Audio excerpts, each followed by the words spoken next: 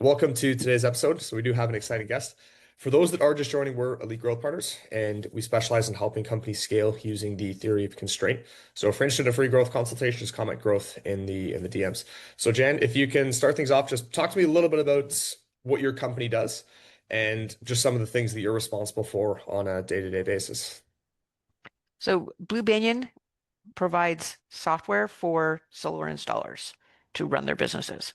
So um, we service resi, commercial, and development, utility scale solar installers to help them pull in their project management, accounting, and everything onto one platform. So they've got a single source of truth, which is a dramatic improvement for their daily operational efficiency. Awesome. So, what's like, has the company evolved? So, I mean, from when you first started the company, how long ago was that, if you don't mind me asking? 2016. Okay, So perfect. Perfect. So yeah, how do you we're find in it's year evolved 9. since that date? It has absolutely been a roller coaster. In solar, we call this the solar coaster, and the company has been on that same trajectory.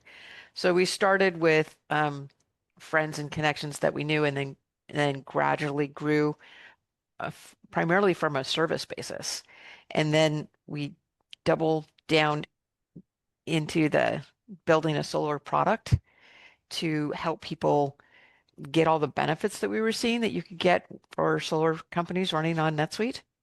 And so we built that product and called it our micro vertical and went out to sell it. And we did really well. Between 2018 was when we launched SolarSuccess, and we did great through 2022, 2023. We had 5 of the 10 largest residential solar installers on the SolarSuccess platform. We had significant um, commercial and developers who are like the utility scale on the platform. And then the interest rates started going up. And 85% of residential solar is financed. And so the interest rates going up from like, you know, near zero to 6%, um, effectively doubled the price of residential solar. So no one's happy with the tax credits being removed, and the solar, the cost of doing solar, residential solar, like doubled in 2022, which was a much bigger hit than the tax credit one way or the other would have been. Mhm. So how have you just kind of managed that in the last like 2, 3 years since it's happened? Well, so we did have like Q4 to Q1 from 23 to 24 had a 73% drop. Like when it finally all hit, it had a 73% drop market wide in the across the country in business. And so we had 2 of the largest installers in the country went out of business within 6 months of each other, and which were 2 of our largest clients. So it was really tough. The the main thing that we did was that we maintained grace. Like when you're going through this, everybody else is going through it as well. And so there's a lot of gnarliness that people will bring into the room that doesn't have anything to do with what's going on. And so we really held a lot of space and grace for ourselves and for our clients, our customers, our partners, everybody in the entire ecosystem. And then we had to get real. We did a series of layoffs because we needed to, you know, cut our costs, and it was painful. It was definitely painful. Mhm. Um, I don't know if you remember or not, but in 2022, when things were going great before the interest rates kind of really kicked in, it was very hard to get people. You'd be super happy to get anyone with a pulse to get the job done. This was very difficult to find people who are articulate and clear thinking and all the things that we want now. And and now we can be pickier. So we did have some fluff that we needed to that it has benefited us to consolidate and get some better processes and work through that better because there was definitely some quality issues that had creeped in over that quick expansion. Mhm. And we had to dig deeper than that. We had to actually make some hard calls about where we had very high quality people and there's areas of the business that we're not focusing on anymore, so we had to let them go. Mhm. So there were two layers of reality checks as we managed through that. Um, and one was kind of reflection, and it felt like good, like you're on a diet. The other's feeling a little bit more like, okay, now we're like a little starving and pulling nutrients from our bones. Um, and but you need to do that if you're going to stay in the game. Mhm. So Mhm. No, our 100%. So how do you find you've had to adjust to then find new clients? So I'm assuming that it's been a little bit of a different strategy from where it was in when you started in 2019 versus where it was in 2022. So how were you able to make that adjustment? so we were actually able to go into the market totally free, and we had referrals, um, and our business was entirely referral based, and people were calling us through 2022. So since then, the market's gotten much tighter. Everything we had to do was about helping your company scale. Our whole messaging was about helping you scale faster. Mhm. And now our messaging is about stopping cash leaks and improving efficiency.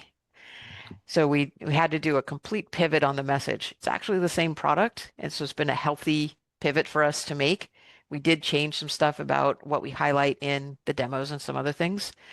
And then we were doing trade shows, right? And the other thing that happened in this is COVID happened, right? And we'd really done great at trade shows and just talking to people and getting to know them. And once wasn't working as well, we've had to try to go digital. So as we've gone digital to do our ads, um, we are getting many more leads in, but they're at a much less. I mean, they may or may not even be, they might be problem aware, much less solution aware or product aware. So we got all these referrals in that were all product aware people that kind of knew what we were offering and how it would work, and they just wanted to talk about how it would work for them. So we've had to go through and change our messaging to filter through people who are not problem aware, much less product aware. They kind of think that these hidden costs are the way that everything should go, and they didn't know that they could get better. And so we're really working people from that stage down to product aware and to the marketing aware. So doing this digitally has been a real adventure, and we're still in the middle of that adventure, making that pivot. But Mhm. So how long has it now been since you've just moved over to the digital side with running paid ads and things of that nature? we really made our big leap into that in May. So it's only been Okay. 4 or 5 months now. Okay. And then what's in terms of getting a return, like is that something that you're starting to see? Are you seeing progression in that or has it been pretty stagnant? It's still been pretty stagnant. We've had some really interesting adventures. The biggest return so far has not been direct. The biggest return is that we could test message market fit in a way that you just can't do. You've got your intuition from trade shows and talking to people, but you don't actually have a succinct message that really works. So the first thing that's been really great about that transition is that we convert projects to cash 40% faster. And it's short, it's concise, it's understandable. Coming up with that message took a bunch of testing, but you can actually do that on digital ads. You can make your offer absolutely succinct. And while it hasn't had we haven't gotten the return that we want from the digital ads, we have changed our messaging. We've gotten more website traffic, and the referrals that we're getting in and the referrals that we're asking for are much clearer because we have that clearer message. So it Interesting. sounds funny. Yeah, the digital piece hasn't by itself had an ROI yet, but the influence in the language of our team probably has had an ROI. Mhm. Okay. So what do you think I'm curious as to what the next steps are in terms of you starting to gain an ROI from the digital ads. Like what do you kind of think is missing currently in that process that can, help you, of course, hit that next milestone? So the biggest learnings that we've really had have been around um, where AI helps and where AI hurts. So one of the big things that AI will do is it will give you more ads, more leads like this. And so our lead list was targeted with Hispanic people because there are a lot of Hispanic people who are solar installers and doing great work and owning solar companies. And but then it shifted to just Hispanic people, people who spoke Spanish.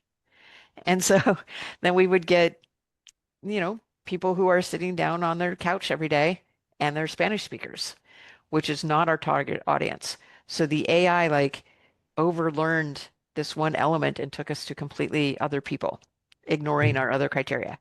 So you have to be really careful about that and then restart your ads if anything like that happens. And so we're really learning to give the feedback about this is or is not a good lead. Positive and negative feedback have to go back right away. It's like a nearly immediate feedback loop to Facebook. Otherwise, they'll over-index on the people who will click the most rather than the people who are actually your leads. So that was super useful. The other real learning that we've had has been around bots, that if you identify or you get bots, you got to shut that down and give those negative feedback right away because otherwise they'll just, Facebook will send you hundreds of bots. So, so, so we have gotten the best results when our ads were fresh, like in the first couple days of starting new ads, and then the audience tracking's gone south and we hadn't had time. So now we're building another set of new ads and the feedback loops are upfront as Mm. fast as we can get it back to Facebook. Okay. No, that sounds good. That sounds really good. So how have you found outbound? Like, has that been something that you've experimented with as well on top of the digital ads? So we have, and we've got cold emails and some different email servers and different stuff set up. We're having trouble, I think, breaking through the noise because we're Mm. using similar messaging in our cold ads as we got our impressions and our we tested against, but we're still getting very small response rates. So my suspicion is that we're not actually getting very many eyeballs from what it is that we're doing. So absolutely interested if there's more tips out there, but how we're getting real eyeballs and how we would know that we're hitting real eyeballs or not on the email side is is something that we're still experimenting with. Hmm. Hmm. And then, because the other thing I'm kind of curious about now to get your opinion on is, is closing a referral versus closing somebody that's cold and that you reached out to. If you can just speak on just the differences in that, if any. So what we have done by working with people who were essentially strangers to us that we didn't know that weren't warm is that when they tell us what it is that they're interested in or why they're in the room and what they want to get, we are specifically listening for that and type out their first three things, their top three things that they want to know about. And we start off our first demo meeting by saying, did I get this right? Mm, And by asking them, this is what I heard, did I get it right? We are getting a much better buy-in that we're talking about the right things through the entire meeting. It's a shorter meeting and they're ready to move afterwards. It's so much better process. And we've tried it out with our referrals and it works better than ever. So we have been, we have the process that we're using for cold leads requires more rigor because you're just talking to strangers and you haven't established your credibility. But that rigor gives us a much better process for our referrals. mm, So I am really happy with how what we're learning from working with the people who are coming to us cold is just making us better for the people who are coming to us warm. mm. Awesome. Awesome. No, that's really good to hear. And then the other thing I was curious about is like what's next for you guys? Like if you have to look, let's say like 3 to 5 years in the future, like what's in store for you guys? What are you currently, there are new products and things like that that you're working on to continue to grow and scale?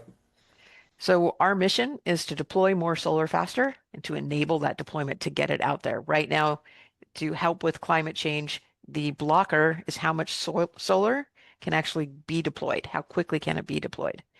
So we are working on setting up the budgeting and the large capital management, particularly for the utility scale, since I think that's where the two things where the market's moving and where we're going to be able to deploy more of the solar. So we're doing these budgeting to get individual power plants and virtual power plants working because right now our grid is really constrained by one big source of energy sending out. And I think we're going to be moving to have many sources with distributed energy feeding into the grid and back as the energy is available. Um, that's called a virtual power plant instead of a just a formal power plant. And in Mhm. order for it to work, you have to have batteries that you can charge and discharge, and you've got to have your solar panels working, and it'll be sunny in some areas and not in others. So you have to have all of that systems working together.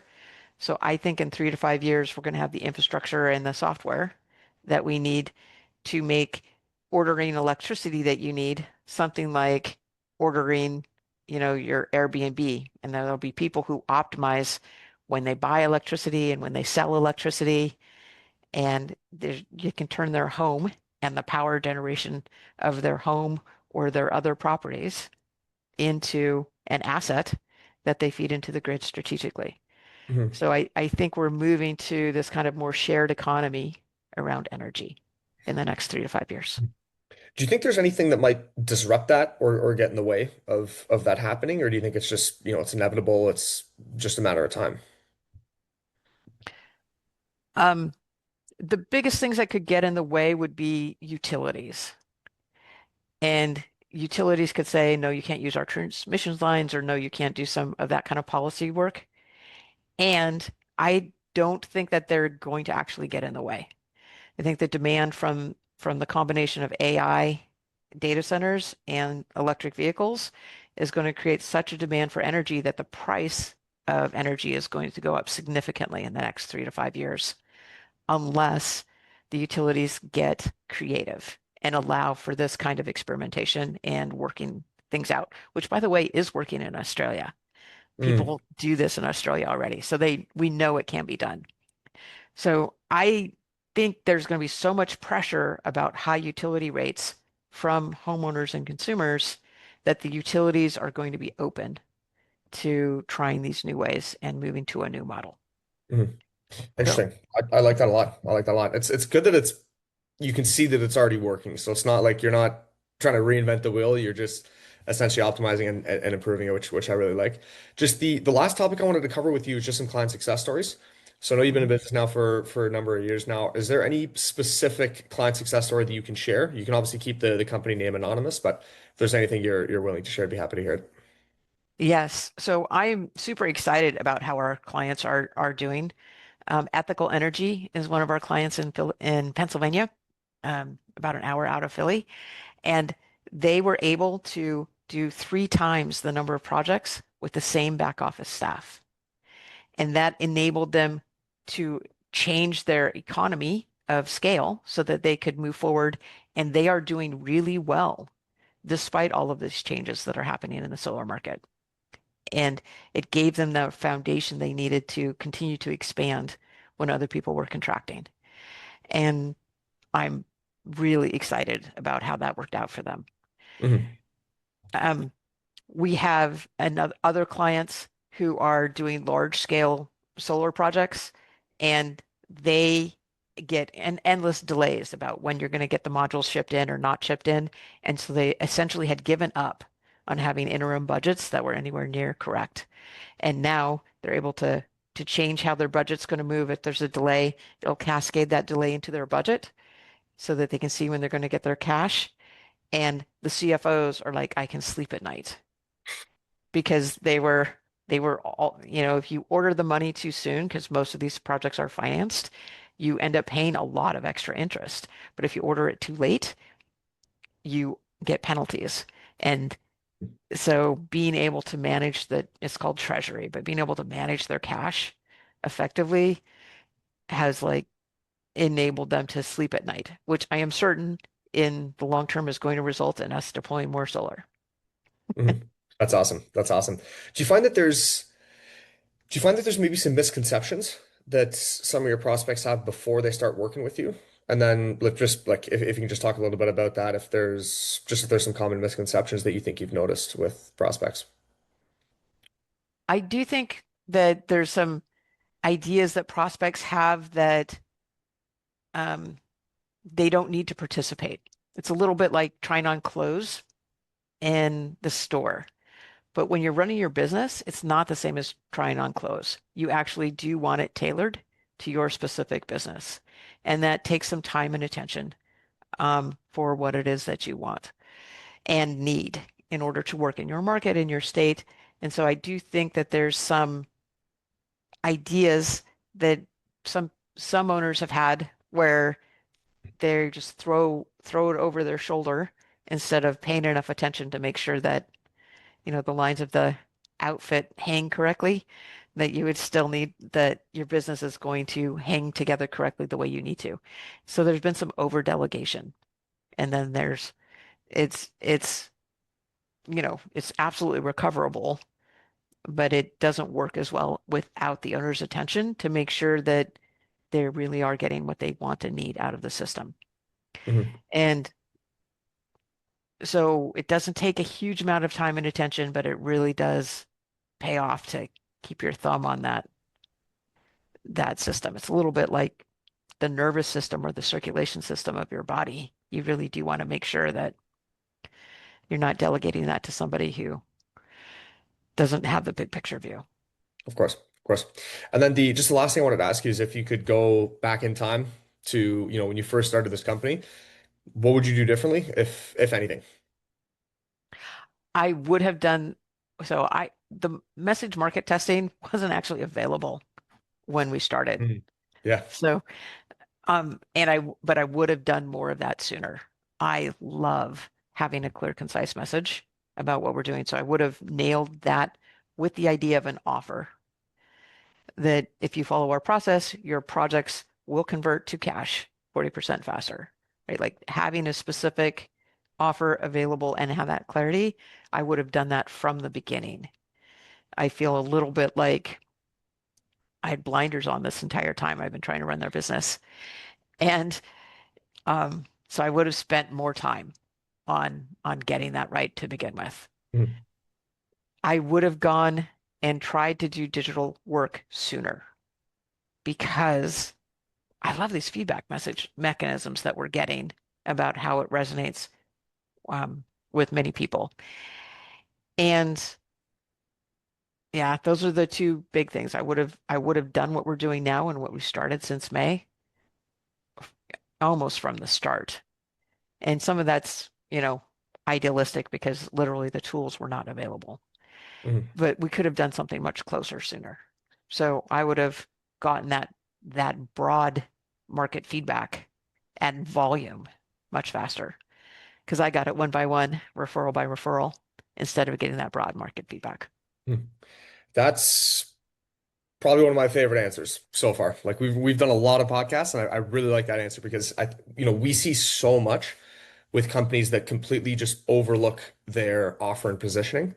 And there's actually so many bottlenecks within the business that just come from how they're presenting their offer and how they're positioning themselves to the market and their prospects. So it's something that's really, really overlooked. So I'm very impressed with that answer. That was very good. I like that a lot. And then listen, I really appreciate the time. I'm glad you were generous with your time with coming on the podcast and sharing some of your insights and just your journey so far.